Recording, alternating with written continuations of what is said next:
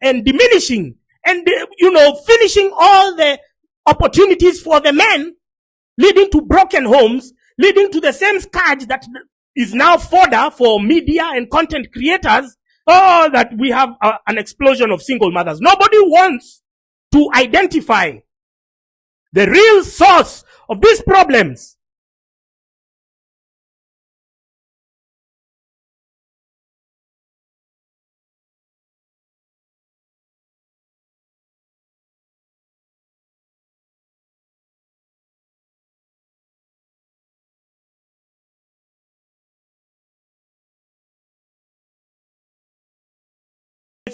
Where there are no women, they enjoy the privileges and the enjoyments and the freedoms that you have in Kenya or you've been enjoying are not necessarily available in every other country.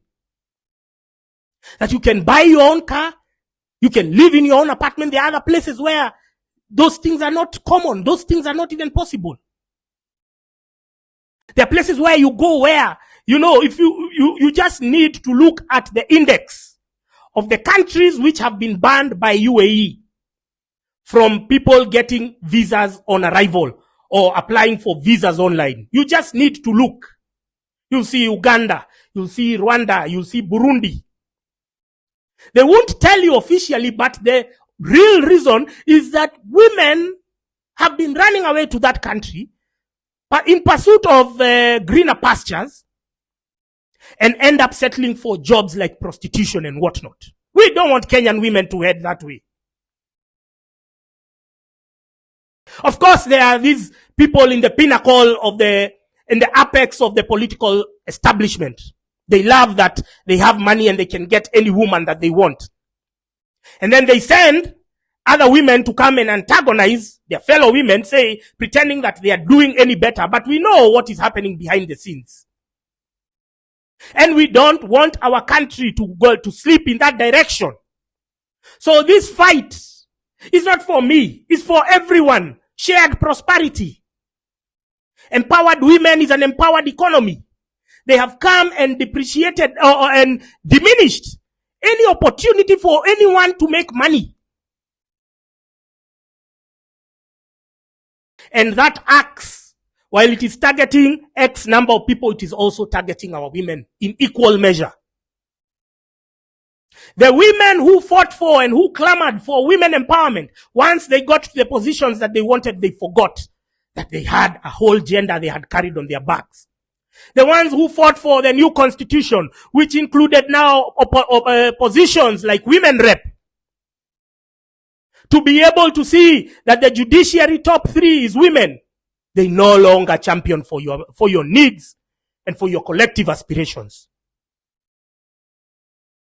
The gender war has been state-sponsored to keep us in a state of conflict, to keep us in a constant state of fighting amongst each other. They killed and butchered and massacred and abducted children. And they had the audacity to claim that the Kware murderer was targeting women, that it was an issue of femicide. There is no difference between femicide and genocide. All of them is a loss of life. But for them to constantly tout the gender perspective was an intentional and deliberate measure to keep us divided, to keep us from uniting to fight the collective enemy. The common enemy is who? It's the political establishment. It's the elites. The ones who profit in this state of the economy. Those are our enemies.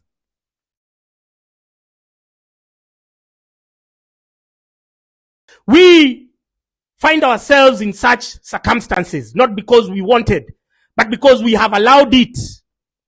Silence is consent. You have allowed. Your silence is compliance. Your silence is giving room, is emboldening wankers like Kemani Ishongwa to speak out of his ass, to talk all the crap in a funeral. You cannot even respect the dead. You turn a funeral into a political theater where you spew all toxic and divisive rhetoric.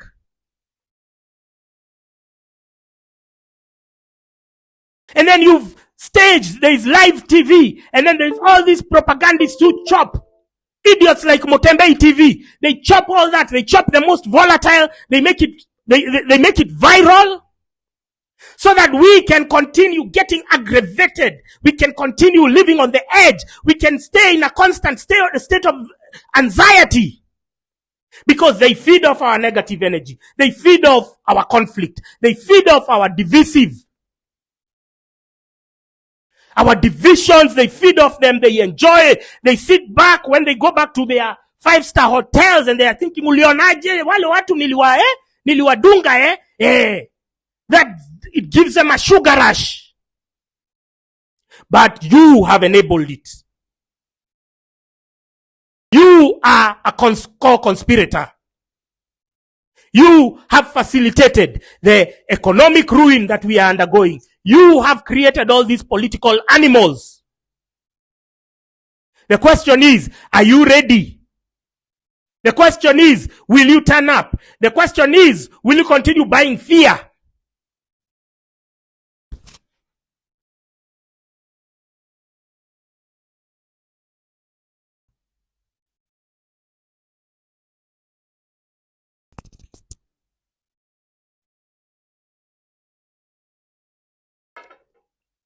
Will you continue? You're already broke, but you're buying fear from scaremongers, from the political establishment. We have already declared that Monday, 6 January is a public holiday. We have already declared. We have circulated a gazette notice.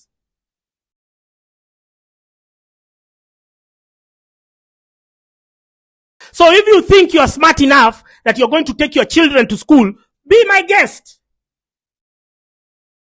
You're so desperate to take your children to school to learn in a flawed curriculum, where even money for capitation has not been wired, has not been availed, where even teachers, we don't know whether they are going to have salaries, but you're so keen on sending your children to school because you think they are a burden. If you want to take them to school, be my guest.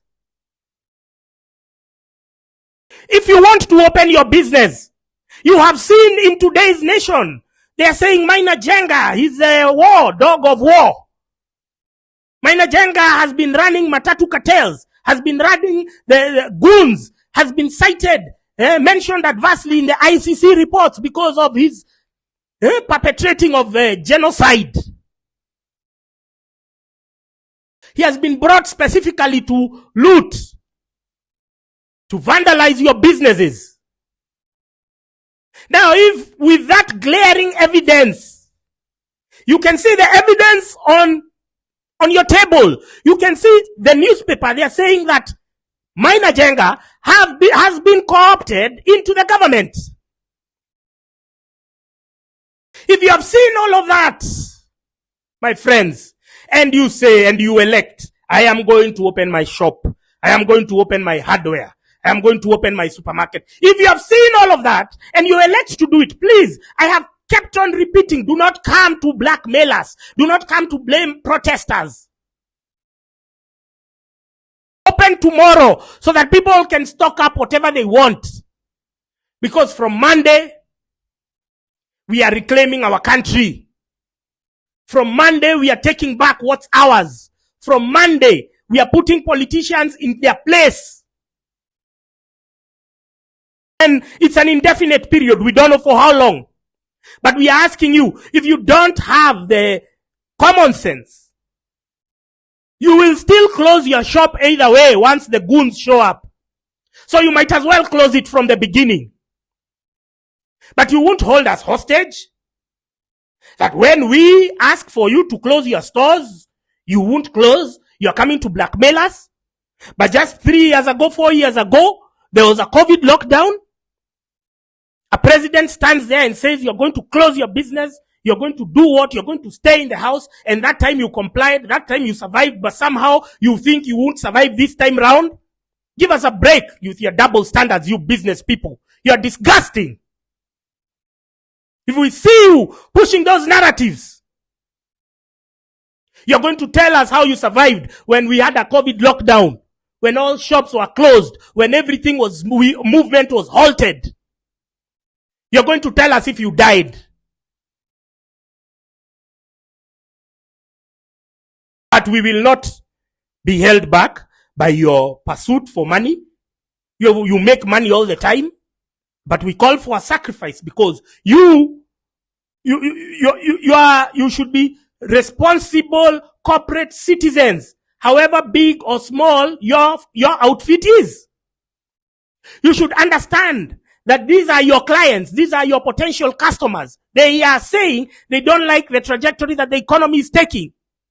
Who are you to open your store?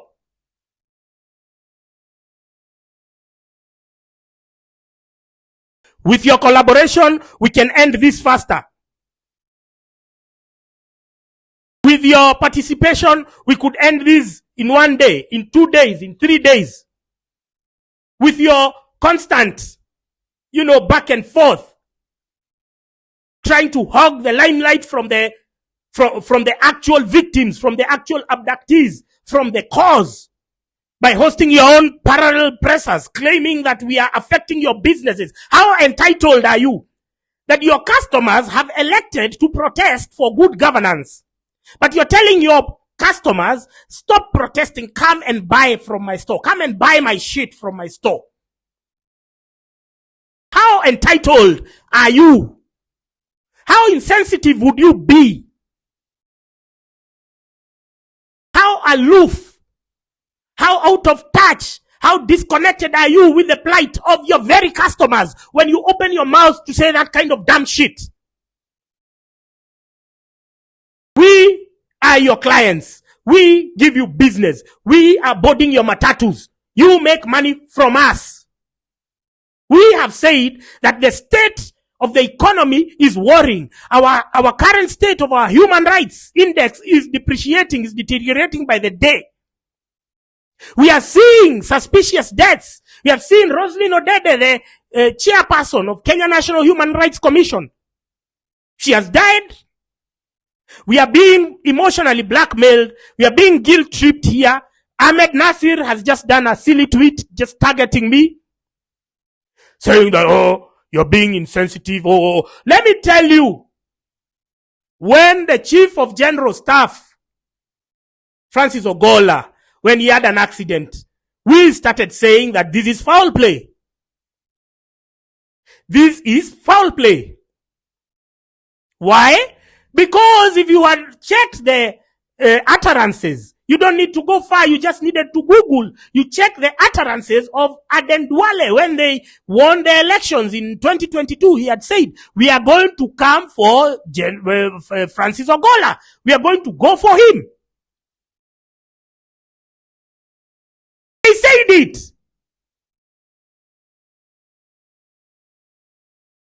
It's not, we're not cooking stories.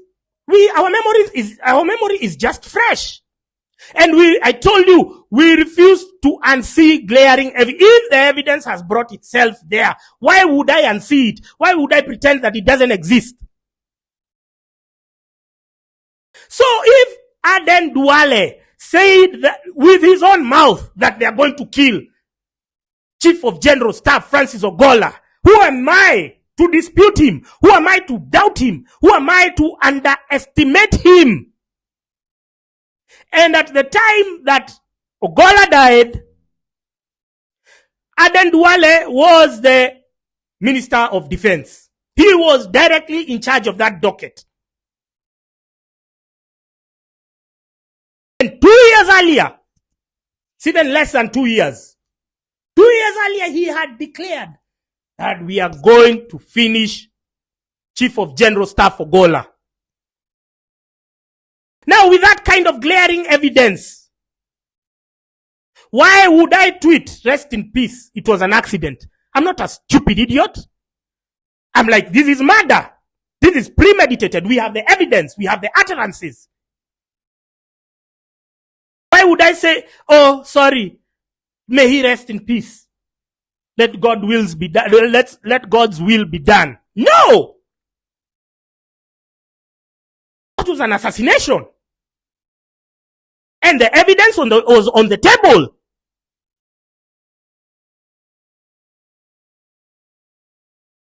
So now, Rosalind Odede has died. Just at the time, we are being told that she was ailing. Nobody has mentioned that she has ever taken a work leave. Nobody has mentioned that she was let to go, she was allowed to work from home, or she had been suspended temporarily, or she's not been there. No, we didn't get those details. But me, I use my deductive reasoning to understand that she has been in the thick of things. She has been announcing how many people have died. That information has been cited by international media. They've been quoting Kenya human rights numbers. They have said 80 Kenyans or 70 Kenyans were killed during the June protests. Another 100 or 200 have been reported missing. Kenya human rights have been doing that. Those informations, once they get there, they are hurting the government's image. Because don't forget, these are fraudulent government that wants to hoodwink the donors and buy as much time as possible so as to continue with the winning streak. The winning streak is what? Stealing 2 billion shillings daily. Doing phantom deals like their Danny contract. And so when Rosalind Odede dies, at a time when we've been talking about agencies which should be filing reports to the International Criminal Court about the war crimes perpetrated by William Ruto and his fucked up government, me, I look like that. I'm like, me, I don't believe in coincidences. Sorry. Pardon me. Pardon me. I don't believe in mainstream narratives, and I don't buy coincidences. Rosalind Odede has died just as the Kenya Human Rights Commission was in the middle of continuing their audit of the missing persons, of the dead persons. And she dies. And you seem to think that's a coincidence? If you think that's a coincidence, then you also believe that General Francis Ogola's plane helicopter crash was an accident. Somehow the helicopter that he normally uses was dysfunctional, or it was being used elsewhere. Somehow. By sheer coincidence. Because we are all about coincidences, right? And so he's forced to use a rundown Huey helicopter. And in the mission that he was going, he was sent there by the appointing authority. He was told, go look for, I don't know, they were going to schools, they were inspecting schools that KDF had done. So you are literally being set up.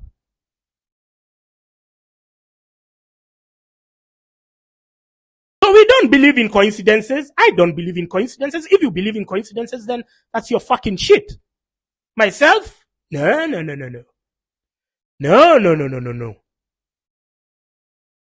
Thank you very much to the TikTokers who are multicasting my stream.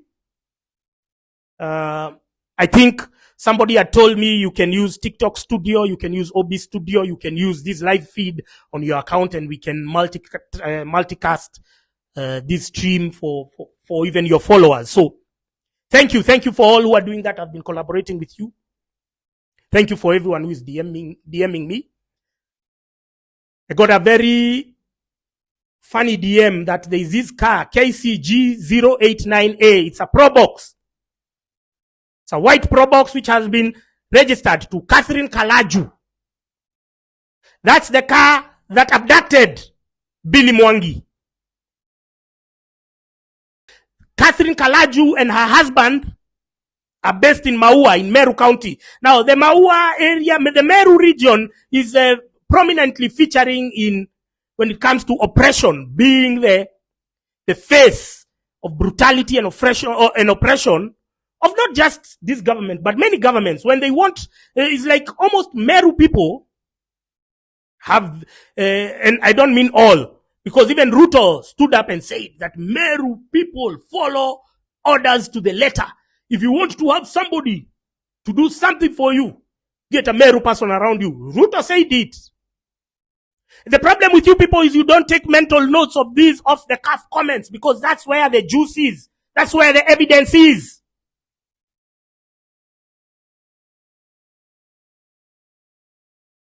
If you listen to off-the-cuff comments where Ruto was talking after June 25th, he was just saying, we are going to come for each and every one of you. So those who are smart took protective measures. You removed your SIM cards, you changed your locations, you did that. Those simple measures for a stretched security apparatus, they are important. But if you want to operate as if it's business as usual, if you want to consume news as if you're just a passive consumer, yet you want to tweet or you want to post one of those memes, you have to know that this is serious shit. You have to know that once you get an opportunity, you get it once. Once you get it once, you finish. You don't go home. That Boniface Mwangi was able to herd you like goats, taking you back to the slaughter. That you people still second guess yourselves. That even Githurai people were on the streets on December 31st and you could not even mobilize yourself to walk to CBD. That lethargy is not by coincidence. Is by the media you've been consuming, by the fear you've been buying with your coins. And I told you people, this Jabba is the only unregulated cash crop in the country, where they get it from the farm to the market. All other cash crops are regulated. In fact, they are deliberately weighed down. They are deliberately destroyed. Coffee now the people who have coffee farms are converting them to real estate because coffee has no yields. Why? Because of overregulation, too much bureaucracy. But Mera, the product just leaves Meru in a pickup on the road. If they did that with coffee, we would be having economic prosperity in Kenya. If they did that with tea, imagine you're growing your own product and somebody else, some bureaucrat whose work in the office is just sitting and farting. Some bureaucrat whose work is just banging his female colleagues like a gonga, Baltazar. He writes, farmers are now supposed to be deducted 5% of their earnings through the coffee auction or through the tea auction. A bureaucrat somewhere is deciding how your product is going to be sold. So all that has happened for all other cash crops except Mira, except Jabba. Why?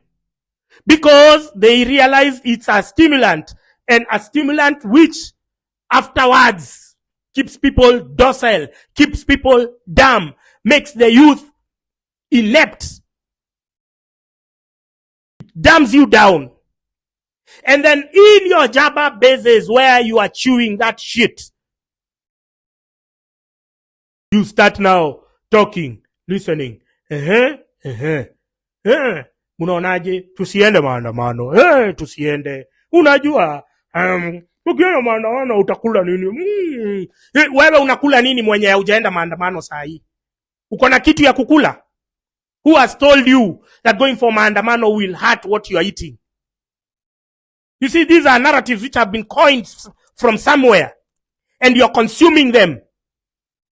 Yeah?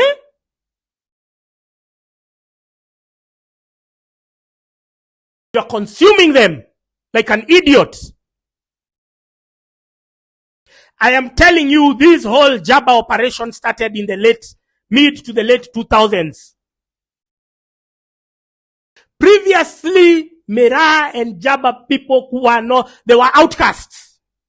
We could not entertain them. We could not have them in our conversations. They were outcasts. Now even major hotels, I don't know how that policy changed.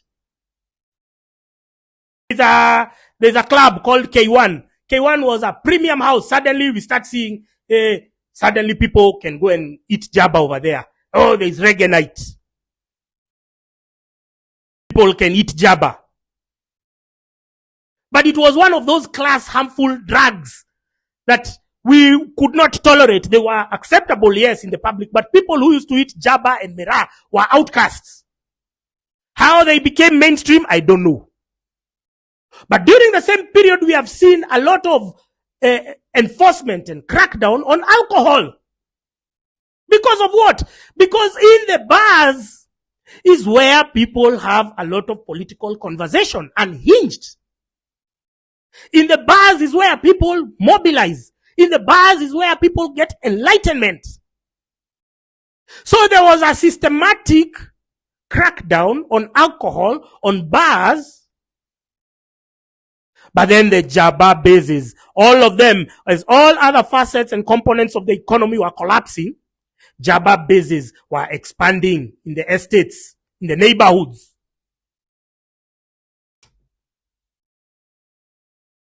Somehow all the bars, even the high-end bars, they started being lenient with Jabba consumers. Suddenly reggae music, and I told you reggae music is another avenue of desensitizing the population because they come and evangelize you against your will. When you go to a reggae night, and then you hear a song, Jah shall wash away all the tears from my eyes. In times and the storms and the tides are rising high, we know we shall live, we know we'll survive. Jah shall wash away all the tears. Jah is washing away your tears. How? You will wash away your tears. You will work your way up. You will rise up from the ashes like the proverbial phoenix. You will not depend on imaginary and stupid songs like those ones to damn you down. You're going to lift yourself up from this morass, from this decay, from this political oblivion that we have been cast to by the politicians. You have to see the accessories that they are using to damn you down. You have to see the fear that they are using to scaremonger you. You have to stop buying it. You have to rise up, you useless bastards. So, it started, now it escalated with the Uhuru era. They started with bringing alcohol. And they started with a narrative. They got this idiot called Emmanuel Juma. They got this Evelyn Wamboi who used to be in Citizen. They go stand there where there is an alcohol roadblock. They stand there, they are filming. And then they get the guy, they are shooting their videos over there. They get the guy and then all of you see that and you're scared. You don't want to go and drink again. What narrative did they use? Oh, alcohol is causing accidents. Drunk driving is causing accidents. Remember, we have seen the numbers. We are not people, we are not passive consumers of news. We don't watch Gathering Media. We don't read Gathering Media bullshit because we know Gathering Media has been bought. Gathering Media is an extension, is an accessory of the state. And we did the numbers and I want to challenge you to Google it at your own free time. There were more accidents in between 2020 and 2021 when we were fully locked down. There was no movements and the bars were closed. There were still more accidents then than 2019 when there was no lockdown. In fact, the rate of increase of accidents between 2020 and 2021 is higher than 2022 to 2023 and 2023 to 2024. So were we drinking alcohol were we driving during the COVID period? No. Were we even driving? You had to get special permits. We were limited in our movements. So alcohol has never been the cause of bad accidents, road accidents. The cause of road accidents has always been poor road design. These guys, the contractors and entrepreneurs, they leave the road half done. They leave stones in the middle of nowhere. They don't mark the road. They don't put reflectors. You're just driving like this. A bump pops out of nowhere. You find yourself flying. There's no drainage. Rironi, the ABC place to Rironi, that stretch alone, it is dark. It is always under construction. Has been in that state for 10 years. 10 fucking years. But they have sold you the lie that alcohol is the problem. Oh, they got the MPs. They got the MPs. You remember when Uhuru now called religious leaders and then called MPs from Mount Kenya and said, I want all bars closed. I'm telling you, the MPs were literally rocking up to your bar, to your wines and spirit and had it closed. Did they do that to the Mera places? Did they do that to the Jaba places? Ebu jiulize hiyo swali wewe umbwa.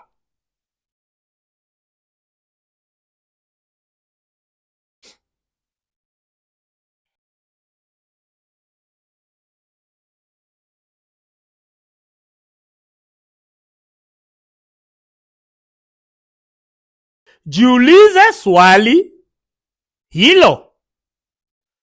They raided all the alcohol places. They even raided the manufacturers. Humphrey Karaoke, they had an international arrest warrant for Humphrey Karaoke, who was in Cyprus at the time. And he had to come back to Kenya to attend a court case. That was DCI Kenoti. I wrote a letter to the LSK president, Faith Odhiambo. I told her we should investigate DCI Kenoti for past crimes. We cannot leave them unattended to, because those are crimes that we should never forget. But they cracked down on anything alcohol during the Uhuru era. And the irony is, Uhuru Kenyatta is a functional alcoholic and chain smoker. What was the incentive? What was the motive? The issue here is that you go and get your political liberation in the bar. You go to get dumbed down in the Jaba and Mira places. Every Jaba, I told you, every Jaba spot is an NIS listening outpost. There's somebody there selling you fear.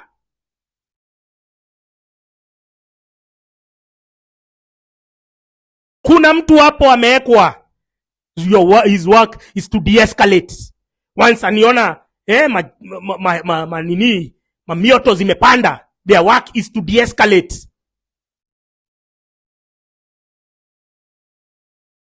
So you seem to think that it's a coincidence that these things happen.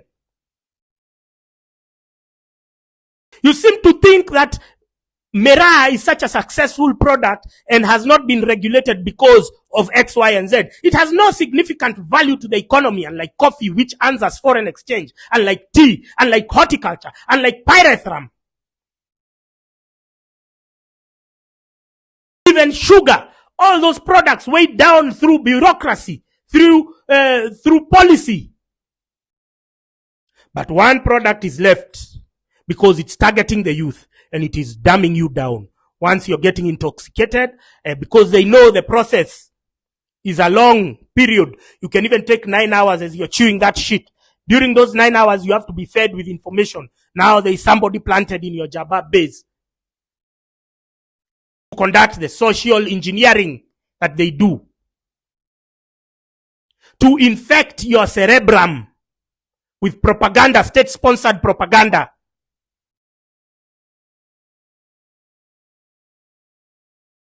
So you think you're having intellectually stimulating conversation. No. Your cerebrum is being infected. They realize, why should we kill? And if you look even in the 80s, in the 70s and the 80s, when they realized that they could suppress the black neighborhoods in America with stuff like cocaine and what, they turned a blind eye. Let's push this shit there. Because if these guys, if we don't suppress them, if they decide to wake up, they can realize their strength, they can maximize their potential, and they can marshal their political clout either through the streets or through the ballot.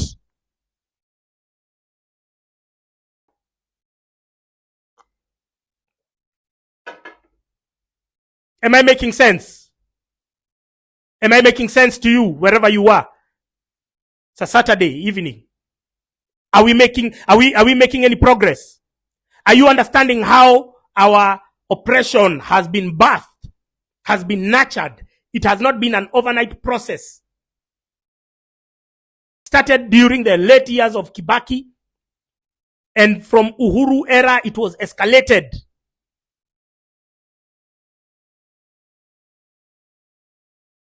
They got the churches on board. They got the media on board. Everyone was just saying alcohol, alcohol, alcohol. But No problem. If you're gonna ban alcohol in Kenya, if you're gonna ban alcohol here, then what you do is give us roads. Saudi Arabia, they don't take alcohol there. It's extremely prohibited. But they have roads, they have what? They have everything. Free hospital, university, school, everything is there. So if you're gonna ban this shit, then give me what Saudi Arabians have. Give me what Emiratis have. Give me what Kuwaitis have. But stop trying to impose first world war laws in a third world country.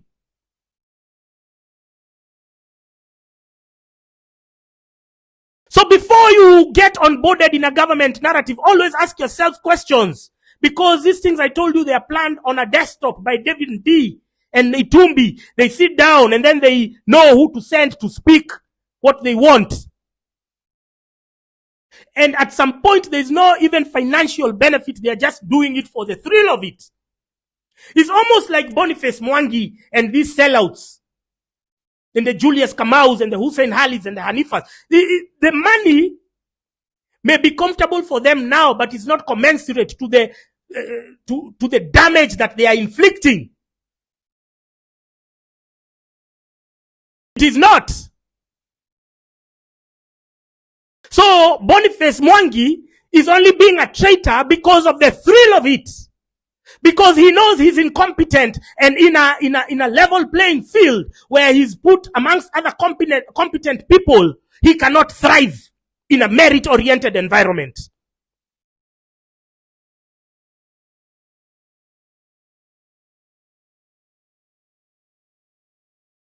And so, profiting at a time, at such awful periods of our history, and you find yourself making it, is only because you can go and suck William Ruto's dick. That is the only reason why you're making it. Because you know when a government that we truly deserve comes into power and you're forced to put your thinking caps on and you're forced to compete with other able-bodied, able-minded Kenyans, you will not thrive. You will not survive. You lack the mental grit. You lack the gravitas to even sustain yourself economically in a merit-oriented environment. That's why you're so scared of good governance. That's why you're scared of bringing this system down, because you know there is no place for you in a merit-oriented environment. You cannot compete.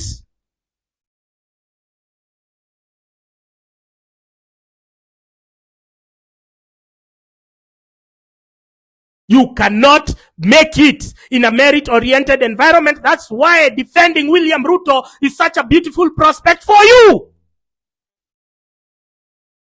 Because he does not value merit. He does not value competence. He values tribalism. He values chronism. He values any other ism that you can come up with. Because we are in what is called a kakistocracy. Kakistocracy. It is a government of the worst being led by the worst of the crop, bottom of the barrel.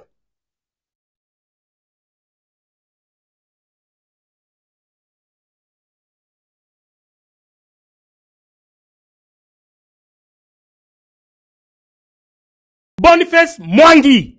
He's an idiot. You hear him talking. There's no intellect in his speech, in his discourse, in his anything. He has never said anything poignant, anything worth remembering, anything inspiring. I have never even quoted any of his speech anywhere because I don't even remember anything he says. But the prospect of a William Ruto presidency is happy, is entertaining to him, because that's the only place he can thrive. In a merit-oriented environment, Boniface Mwangi will be condemned to the dungeons and the annals of history. We will forget that such a character existed, because activism will not exist. Activism exists in places where bad governance has been orchestrated, has been engineered. And I told you we have something called planned poverty.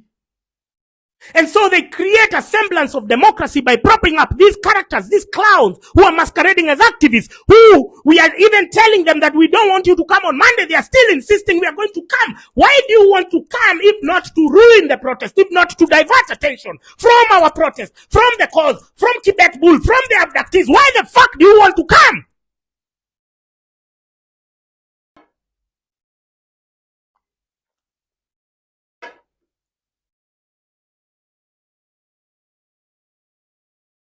You only want to come because you thrive in darkness.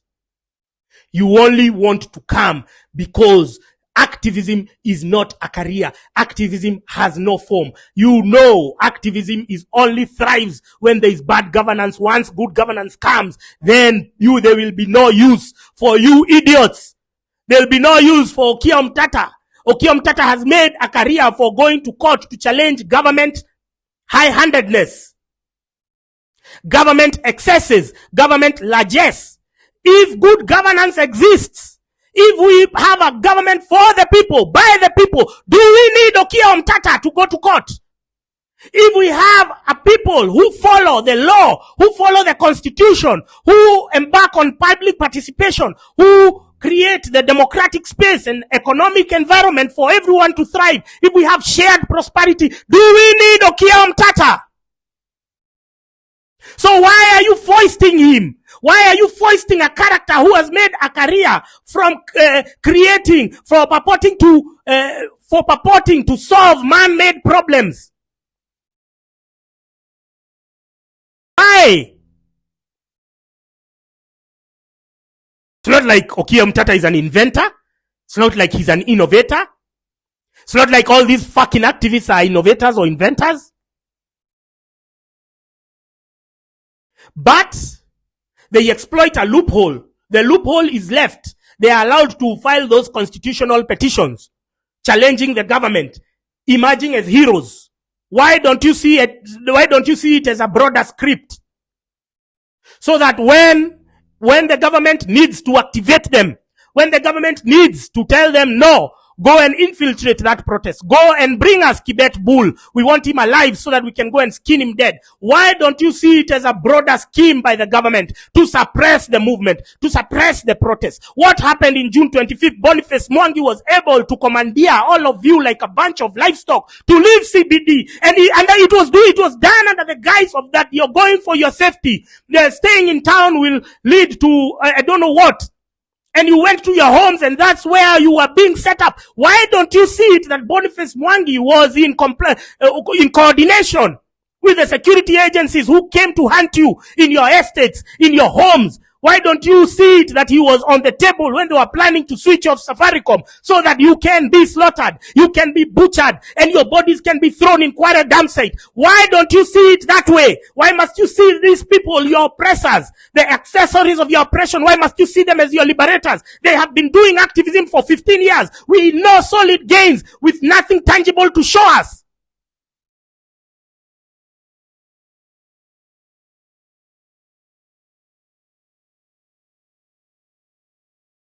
With good governance, we don't need activists. Go to Sweden. You'll see the kind of activism there is very passive, is very, on issues. They're not doing activism for food, for the right to access to healthcare.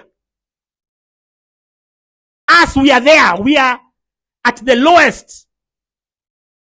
We are at the lowest as regards to any index that you might think of, economic, human rights, constitutionalism. We are at the lowest. And so we want to lift ourselves out of that. So do you think activists will want a system, will want a scenario where we have good governance, which condemns them to joblessness? Do you think it's in their interest to see Ruto fall? Do you think they want Ruto to go, or bad governance to become a thing of the past when they've been profiting from the very malaise that we are fighting against, from the very malfeasance that we want to bring an end to? Do you think that Boniface fucking Mwangi, that Okiya fucking Omtatah, do you think they care? Do you think they want good governance? that will condemn them to isolation, to joblessness, to us forgetting that they ever existed. No. They love the status quo. That's why they were happy to tell you go home. That's why Okia Omtata was prematurely launching his presidential bid in 2027, telling us to wait, telling us we postpone our grievances until the day that he gets into power, because he's the knight in shining armor. He's the one who has been challenging the government in court from man-made afflictions, man-made calamities. Why don't we then, instead of relying on this vessel, this accessory who has been challenging the government, which has been enacting, which has been undermining our economic prosperity and our constitutional gains, why then do we have to deal with the middleman? Why can't we deal with the head of the snake? Let's bring down the entire establishment.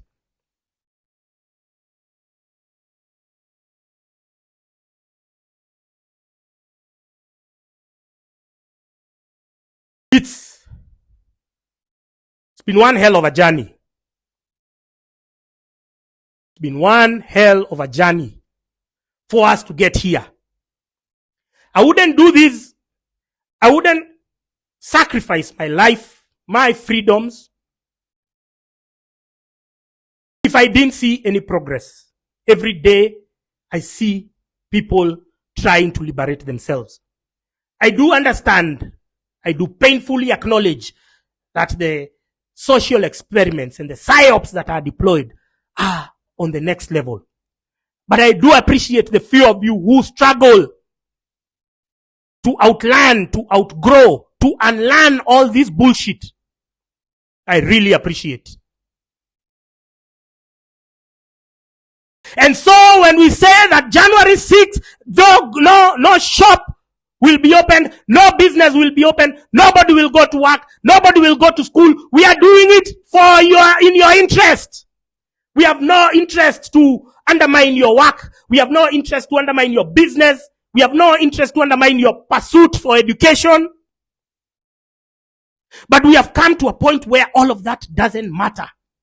Now is a struggle, is a fight for our life. We have come to a position where now we have to stop all of that, and then we have to look. We have to understand. How did we get here? The blind faith that you extended to war criminals is the same blind faith that you are extending to activists. Activists whom you've not vetted. Activists who are even cited in the missing persons, in the missing people that we are now looking for. Okia Omtata's name pops up. Doesn't make any effort to clear it. Doesn't make any effort to allay our concerns, our fears. Turns it into another PR shenanigans.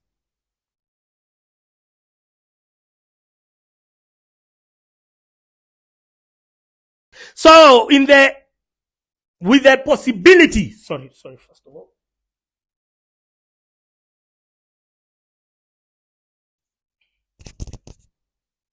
With the possibility that all the tenets of democracy have been infiltrated. The media, the activists, the NGOs. With that glaring possibility, we are left with no choice but to hit the streets. We are not gloating.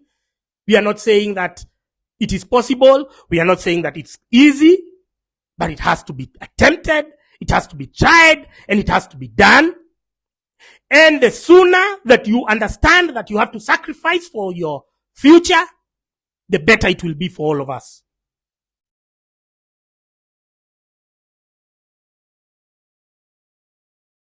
I wrote a letter to the religious leaders countrywide, telling you your Sunday Mass, your Saturday Mass, you're going to convert it. You're going to speak about the victims. You're going to speak about the abductees. You're going to pray for them. That's not just enough. You're going to also appear on the streets. Religious leaders, we need you fully dressed up with the protesters in the streets. You have to join us. This is not the time to be on the fence. This is not the time to second guess yourself. This is a time to stand with the people. You can see where we are headed as a country. You can see the deaths. You can see the shock, the horror. You can see moms living in pain because of not knowing the whereabouts of their children. And even we are so desperate, we are saying, if you have murdered Kibet Bull and his colleagues and counterparts, can you give them the bodies so that we can bury them? So the religious leaders, tomorrow Sunday, you are not to sell fear to your congregants. You are supposed to mobilize them. You are supposed to encourage them to go for protest, to embark on their own civic process, civic awareness, civic participation. All of those go hand in hand with the gospel that you preach. So you are welcome to join the protesters.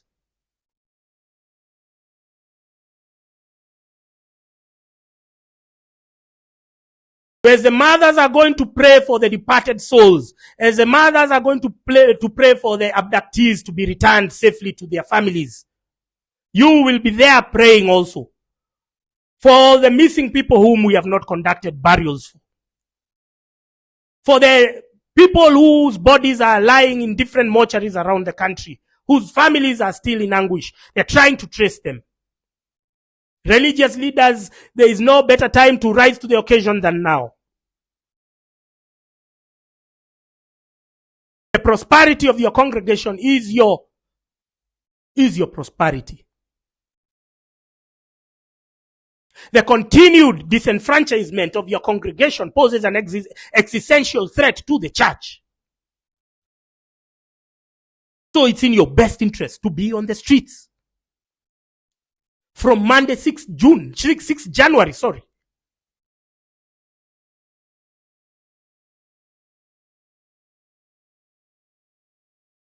Women of Kenya, I make the passionate appeal to you.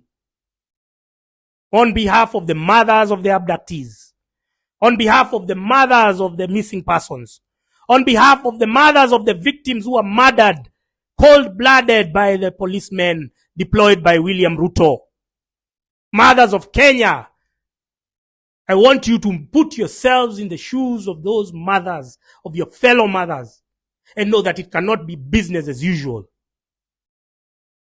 We cannot continue living like this. I cannot watch another mother crying on TV. I cannot. My tears are here. I cannot watch another mother crying on TV. We do this because of an abundant love for our country. I have never been employed myself, but I'm so affected when I see people getting retrenched, laid off because of companies which are just shutting down, all because of bad laws engineered by some idiotic bureaucrats and the politicians. I get more affected than even the people who have been the retrenchees. So we do this for love of our comrades, for love of our country. We may not have the benefit of relocating to different countries. The visa in the 90s, when Daniel Arap Moi was taking Kenya the same way that Ruto is taking it, Kenyans were lucky. By then the visa application processes were very weak. They were very easy. In some places, even going to England, you didn't need a visa. You just walk to the airport, buy your ticket, and so many went and relocated. Now we are hampered. We are hamstrung. We cannot go to those embassies to apply for visas. We cannot go anywhere. So we are stuck in this shithole country called Kenya. And so what do you do when you're faced with that reality? You fight. You don't sleep. You don't pray. You fight. We are many. We are the majority. All the numbers are stacked against them. We know where they live. We know all their businesses. We know all their investments.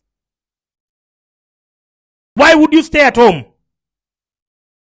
Because this activist has not told you, no. At this point, it's you as a person, it's you as an individual.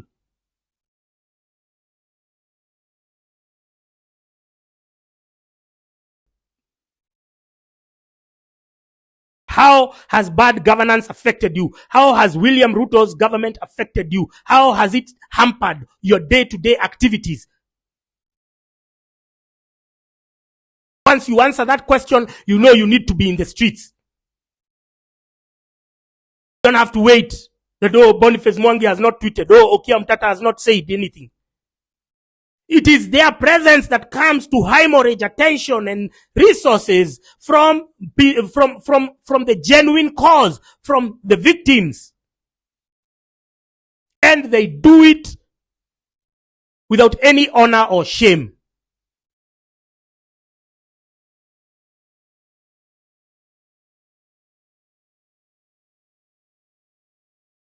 You know very well what this government has done or not done. It's your duty. It's your obligation.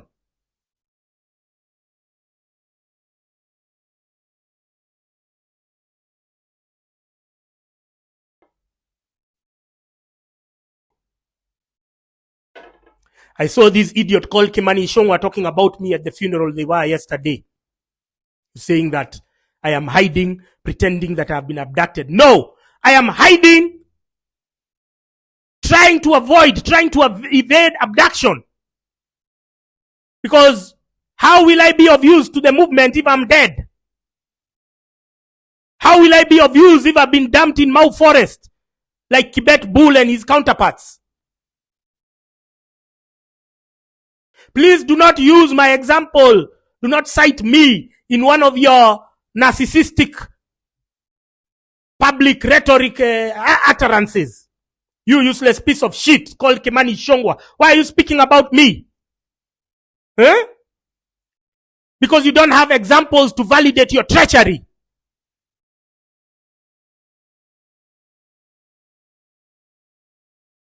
You can only, ati wakati DCI walimuweka wanted, ndio na yeye akajitokeza akasema atajipeleka na wakili. Ati anajificha kwa sababu anataka kujifanya where did I say I was abducted? I was abducted with the first time the police broke into my house. And because I had tweeted, they could not abduct me. But unfortunately for the other victims, they were got before they could alert the public. They were caught before they could alert their members of their families. Kibet Bull went to Okia Omtata's office. Okia Omtata did not tweet that his brother was missing or even Kibet Bull has been abducted. He did not tweet. Why? Because he is collaborating with William Ruto's demonic regime. So this is a game of time. Every second counts. The person who is almost being abducted, you have to alert people immediately. And so number one thing to do is to restrain your movements. You don't have to go anywhere and everywhere. Number two, you have to be aware of your surroundings. You have to see whether there is a strange car following you. You have to see whether there are strange people following you. And I told you the frame of a policeman, you can always tell it. You always look, they are very upright. They can never camouflage. A policeman will never camouflage in your presence. You will always know a fucking cop. First of all, they are ugly as fuck.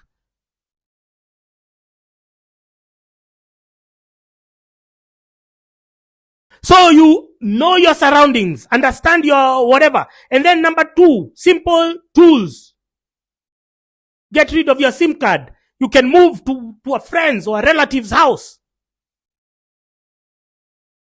Use Wi-Fi. You don't even, I'm not here to promote the competitors of Safaricom. No. I'm not promoting either. If you don't have a Safaricom, the better. If you can rely on Wi-Fi, you are home and dry.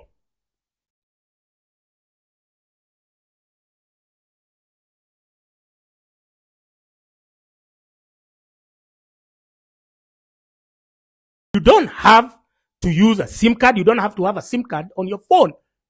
If you need M-Pesa, you download the M-Pesa app. Simple tools. You stay alive. If it's going to the shop, have somebody run your errands. If it's doing X, Y, you have other people just doing stuff for you.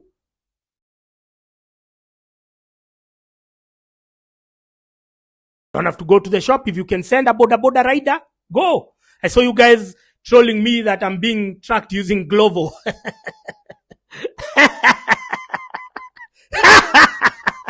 maybe that's why I am still alive. Huh?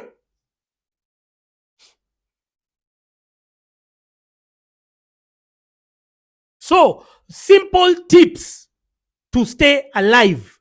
You can see the national outrage. You can see we are all pensive. We are all on the edge. A constant state of anxiety. Why? Because of people just ignoring simple tips. If the police are going to get you, make it difficult for them. So that in such a way that by the time they're breaking your door, you're able to alert 2-3 people. It's a good investment to have CCTV.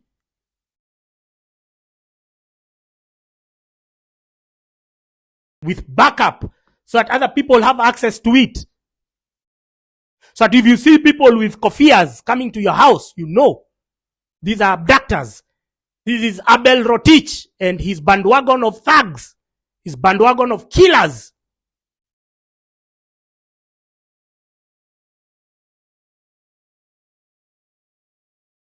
It is possible. It is possible that by the end of this week, we will be living our dream. That by the end of this week, we will be stepping into our light. Had you listened to me on June 25th, I kept telling you Boniface Mwangi had alerted you even weeks earlier. Boniface Mwangi is a sellout. Do not leave CBD. We could have done it then. Now you've endured 6 months of pain, torture, horror, propaganda. All because of listening to people who have been infiltrated. To people whose best interest is for us to remain in a constant cycle of bad governance and malfeasance. Because they know in a merit-oriented environment which will be brought about by good governance, by servant leadership, they know they have no place, in such a government structure. Boniface Mwangi knows he has nothing else to contribute to humanity other than shouting, writing proposals to donors. We may not need that donor support once we have good governance and we are able to channel the resources that we grow and we produce locally, and we can be able to channel them to the right places. We may not need even that donor money. But he knows. He knows he's an intellectual dwarf. He knows he has nothing else to offer humanity. He knows he needs to clear his children's Brookhouse school fees through the donor and the government money that he gets from betraying us, from suppressing mass movements. So he's literally shaking in his boots. He's literally losing sleep at the prospect of good governance, because he knows, how will I sustain my high maintenance wife and my kids' lavish lifestyle without the handouts I'm getting from government, from selling out, from betraying, from undermining mass movements? These are long, cold nights for him, I'm telling you.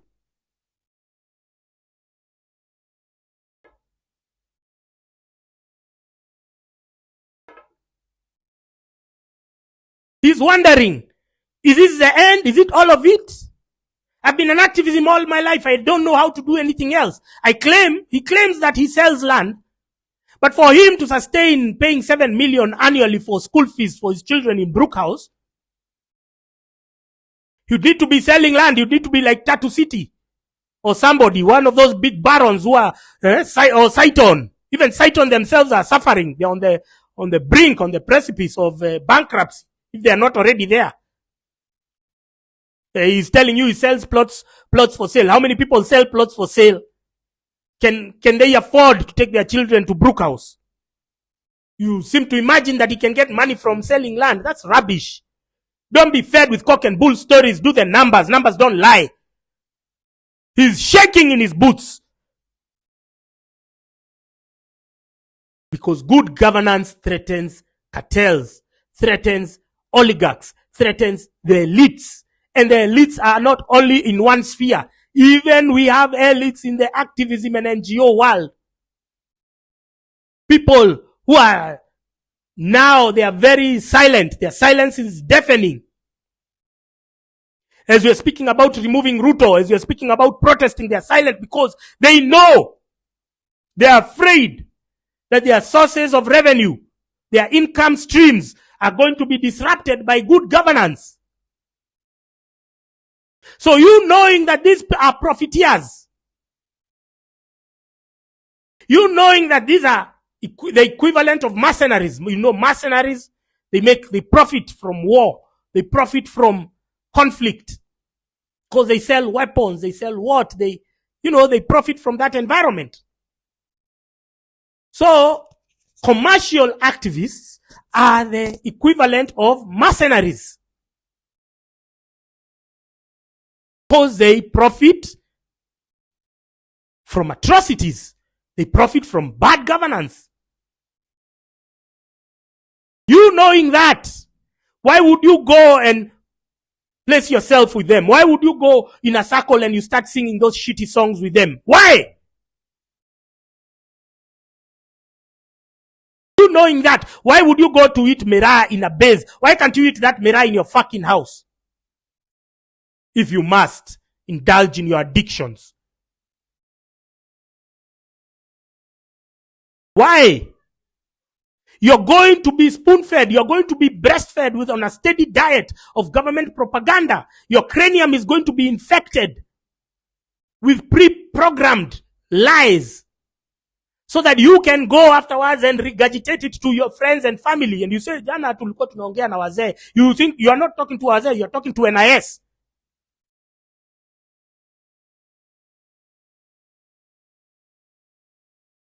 Ask yourself those questions which I've thrown at you. Why was there a severe crackdown on bars as the Jaba and Miraa bases were growing exponentially? All other businesses in your neighborhoods have been collapsing, but the Jaba bases are still there. Their vehicles, they are still buying new vehicles. Other sectors have been collapsing. It is because they understood, well, let us not fight this stimulant, whatever you want to call it, or drug. Let us embrace it. They've even overregulated even things like vaping, even things like shisha. Shisha has been banned in Kenya and miraa is still allowed.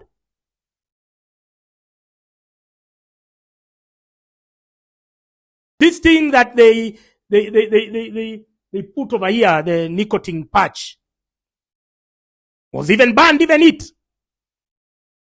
Shisha was banned under the guise that it is harmful to your health and whatnot. But if you go and look at the Middle Eastern and North African countries where shisha is a mainstay, you look at Egypt, you look at Morocco, you look at all those countries, you look at their life expectancy, and then you look at Kenya's, you're going to see 10 to 20 years difference.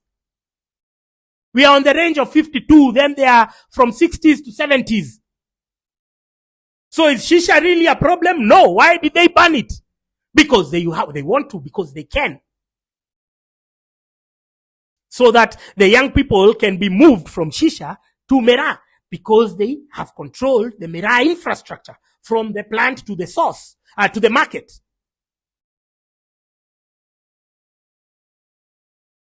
You understand? Can you see the convergence? Can you see how they trick you into consuming their propaganda? I'm not here to judge the product. I don't give a shit. Even if you are to take whatever you want, I don't give a shit about that. I'm just saying.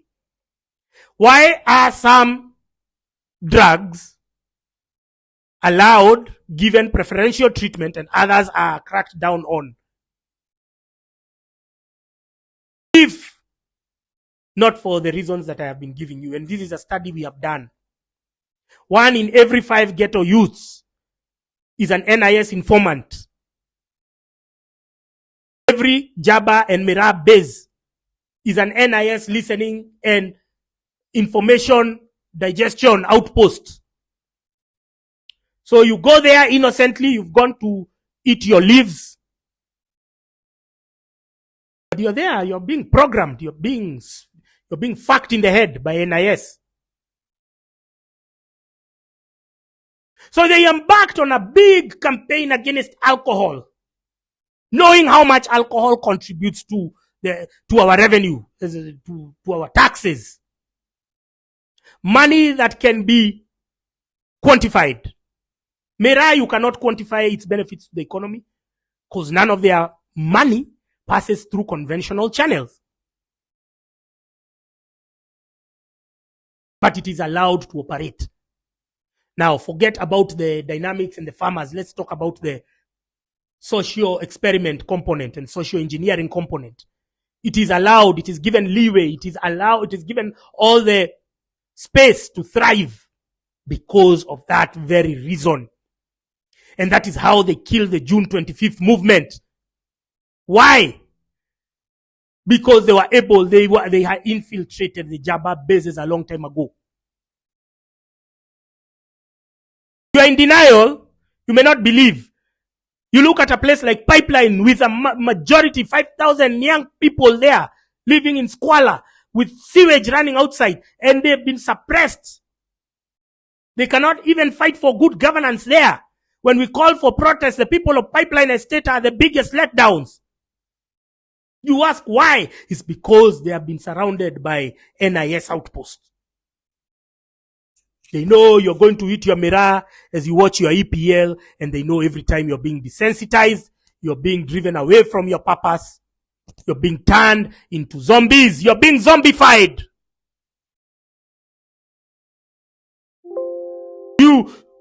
I told you stepping into your light is a deliberate process. You step. It's never easy. It's a sacrifice. But are you ready? If you're not, go fuck yourself. Let those who are ready do it for you.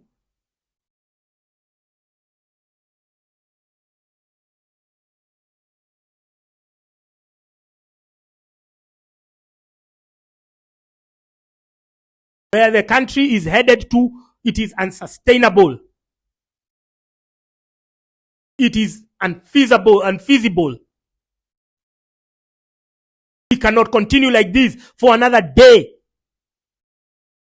So anyone trying to blackmail us emotionally, anyone trying to guilt trip us that protests are spoiling your business, we are going to give you a shock of a life. And I've told you, the government has already pronounced itself that they are working with Mungiki.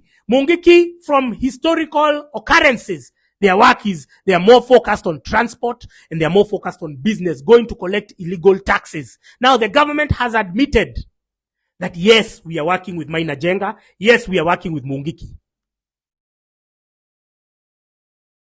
They are going to meet a lot of brutality. Mungiki, which is why women, you should stand firm on Monday.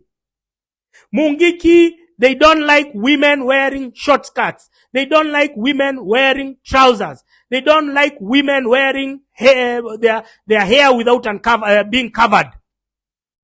And worst of all is they encourage and call for female genital mutilation, FGM. When we had the My Dress, My Choice, it was elements of the Mungiki sect who were in control of a Matatu terminus, who saw a lady in a short skirt and then they stripped her. You need to understand how quickly we are regressing to where we have come from. For instance, we have relapsed to the Moi era within, we have gotten to 30 years ago within 2 years. So if My Dress, My Choice happened in 2015, we have gone back 9 years within 2 years. Mungiki now have been foisted by the government. They have been adopted, they have been embraced. They have been co-opted as an arm of the government.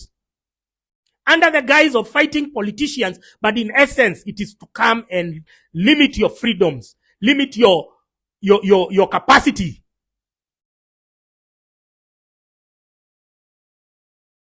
That is the only thing they are bringing Mungiki on board. And so the government have pronounced themselves that they are going to revert to violent tactics to suppress the wave of enlightenment that is blowing across the country. So what do? Do you sleep and wait for them to come to your house? No. You step into your light.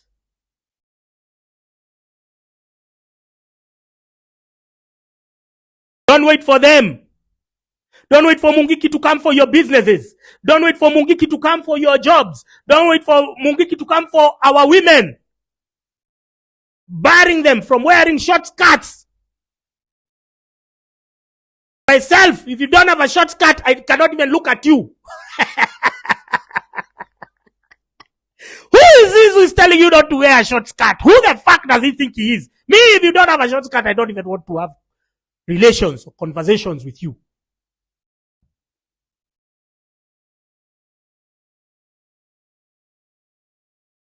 Who is this telling our women not to wear a short skirt? If they feel like they want to wear, that's their shit. Who are you to police fashion? You're trying. Ruto is trying to take us back to the Moi era so desperately. It is becoming even disgusting to see because he has no clue. He has no idea. He was told that if you bring on Mungiki, and then Mungiki, those gangs, they go and spread fear in Mount Kenya because Mount Kenya have refused to bow down to you. They've refused to acknowledge you as their president. They are going there, they boo you in church. They are going there, they heckle you. So let's bring the gangs, let's bring Mungiki. And then obviously, they bring Mungiki, it doesn't stop there. Then they go to Western region. They revive what was called the Sabaot Land Defense Forces. Then they go to Mombasa. Then they revive that group that used to say, Pwani si Kenya. They go, then Kenya deteriorates slowly by slowly. It becomes a country of criminal gangs. All because one person wants to remain being called